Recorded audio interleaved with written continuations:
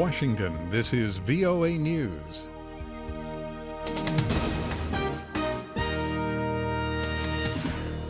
I'm David Forrest reporting no deal yet on Iran. High-level meetings were held on the last designated day for Iranian nuclear negotiations in Vienna. No agreement has yet been announced. Several top diplomats say important issues remain to be resolved. Stock markets around the world rose Monday after Greece and its European neighbors agreed on a debt bailout plan for Greece. Financial leaders applauded the preliminary agreement that will bring new austerity measures to Greece, even though Prime Minister Alexis Tsipras had promised to end an era of economic restrictions. British Prime Minister David Cameron said the agreement points to the possibility of enhanced economic stability in Europe. And I think this deal gives that sort of stability a chance, but obviously there's a long way to go to put into place all the things that have been agreed.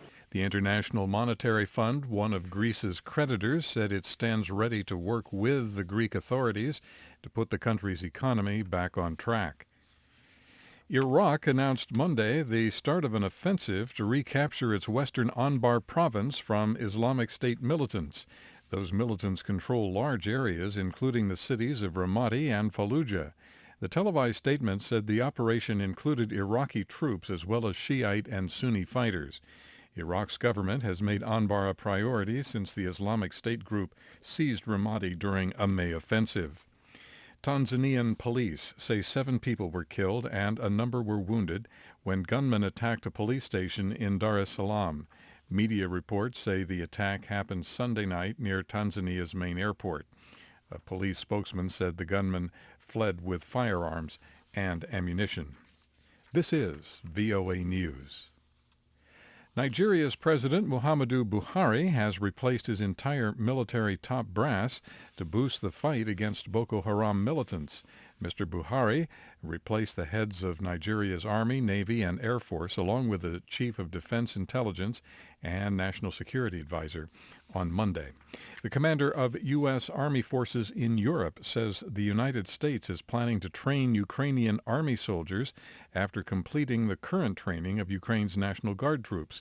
Carla Babb has more. Lieutenant General Ben Hodges told reporters at the Pentagon Monday that the approximately 300 U.S. troops in Ukraine could start training Ukraine's frontline combat forces later this year. What I would call Phase 2, which would begin in late November. If approved, then we would begin to train Ministry of Defense Army units. But a final decision has not been made on that yet. Hodges says the new training, if approved, would be basic tactical tasks with emphasis on combat life-saving and how to survive and operate in a very heavily contested electronic warfare environment. Carla Babb, The Pentagon. A network of Kurdish organizations that includes the outlawed Kurdistan Workers' Party has announced the end to a 3-year-long ceasefire with the Turkish government. The Kurdish Communities Union declared an end to the ceasefire and warned it would target all the dams in Turkey's southeast.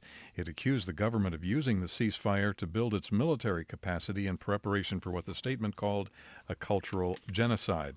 Ukrainian Prime Minister Arseniy Yatsenyuk says Ukrainians and Americans stand shoulder to shoulder, in his words, to make the world really free. Mr. Yatsenyuk spoke at the U.S. Chamber of Commerce Monday during a forum for U.S. and Ukrainian business leaders.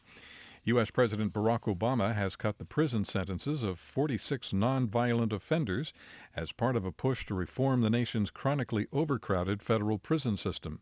The commutations leave the convictions in place while ending the punishment.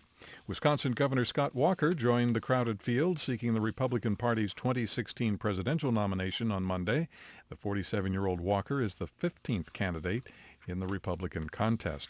China has detained or questioned more than 100 human rights lawyers and activists in recent days. Those actions have prompted an outpouring of criticism over what is described as China's worst crackdown on human rights in 2 decades. Mexico's notorious drug kingpin, Joaquin El Chapo Guzman, is still on the loose. Guzman escaped 2 days ago from a maximum security prison. Mexican police are engaging in a huge manhunt. From the VOA News Center in Washington, I'm Dave DeForest. That's the latest world news from VOA.